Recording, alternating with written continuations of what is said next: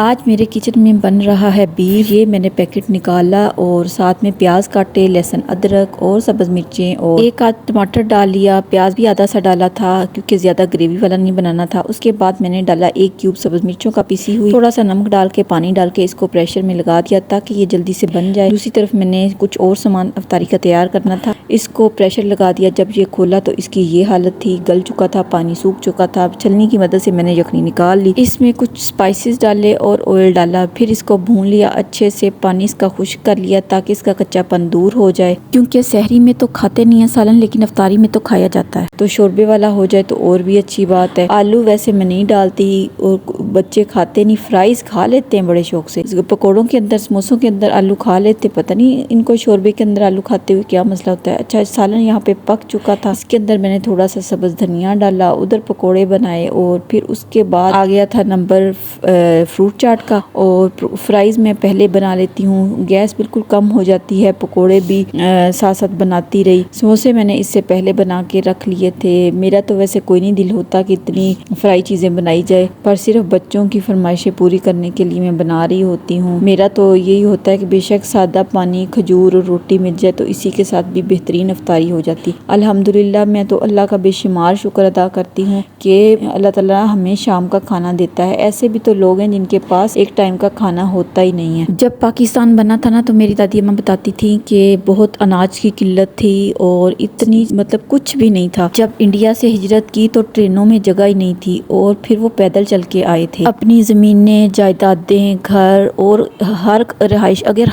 अल्लाह ना करे हमें यहाँ से कहीं जाना पड़ जाए तो हम घर से कितनी चीज़ें उठा लेंगे। ज़रूरी सामान में कपड़े हो सकते हैं, जूते हो सकते हैं या जेवर हो सकता है। इसके अलावा हम अनाज तो नहीं ना उठा सकेंगे। अब तो ये बैंक बैलेंस था, तब बैंक बैलेंस नहीं था, तब जेवर होते थे या उनके पास अनाज होता था, तब ये चीज़ें होती थी। तो कुछ भी नहीं ला सके और उस वक़्त उनका जो रमज़ान था वो बहुत मुश्किल गुजरा। और इसी तरह है, अल्लाह ताला सबके लिए आसानियाँ पैदा करे। और अभी जो सूरत हाल है गज़ा की या ईरान की या जिस तरह जो ममालिक में जंग लगी हुई है, अल्लाह ताला उन पे रहम करे, मेरी दुआ है। बहुत सारे मुसलमान मुश्किलात में फंसे हुए हैं, अल्लाह ताला सब मुसलमानों के ऊपर अपना रहम नाजिल करे और सबके लिए आसानियाँ पैदा करे। आप मेरी वीडियो किस जगह से देख रहे हैं प्लीज़ कमेंट सेक्शन में लाजमी बताया करें। चैनल को अगर लाइक नहीं किया तो चैनल को लाइक कर दें, अगर सब्सक्राइब नहीं किया तो सब्सक्राइब कर दें। मैं बच्चों से कहती होती हूँ कि माशाल्लाह आप लोगों को जितनी नेमतें मिली इतनी हमें नहीं मिली, और जितनी हमें नेमतें मिली हमारे वालिदैन को इतनी नेमतें नहीं मिली। हमारे पास तो हर चीज़ के लिए कोई ना कोई मशीन है। पहले मसाले भी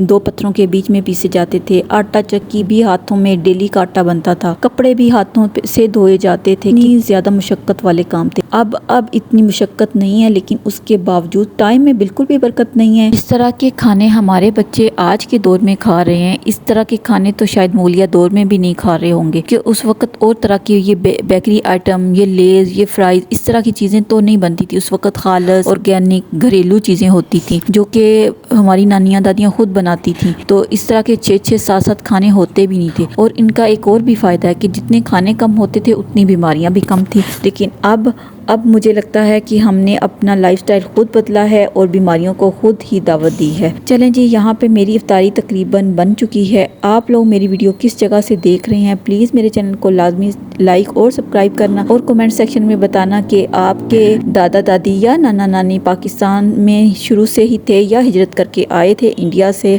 या उन्होंने ऐसी मुश्किलात देखी थी जो मैंने वीडियो में आप लोगों से शेयर की हैं। रायता मेरा यहाँ पे बन चुका है। बस ये होता है कि रायता मैंने पहले से बना के रखा होता है और रोज़ाना डेली की बुनियाद पे नहीं पीसती।